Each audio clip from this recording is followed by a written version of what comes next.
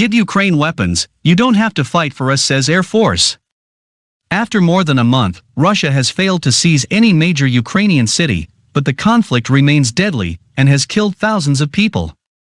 Ukrainian Air Force spokesman, Colonel Yuri Ignat, told to Reuters on Saturday, March 26, the country's pilots had trained for years and conducted joint exercises with U.S. pilots precisely because we understood that there could be such a scenario. Ukraine now needs fighter jets such as American F-15s and F-16s to supplement Ukraine's aging Soviet-era MiG-29s and Sukhoi planes, he said, in order to overcome Russia's numerical and technological superiority in the air. We are fighting with the equipment of the 70s and 80s, they are fighting with the equipment of 2010 and later, Ignat said. We would be grateful for the Soviet-made equipment offered to us by the countries of Central Europe which still have it.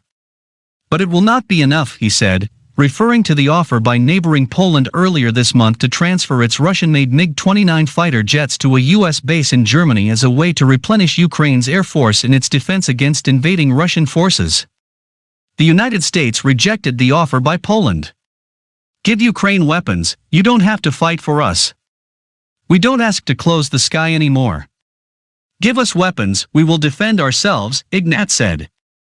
A Ukrainian fighter pilot, known by his Air Force call sign Juice, spoke to Reuters from the cockpit of his plane. We are taught that we need to be very creative. We need to be tactically flexible, he said.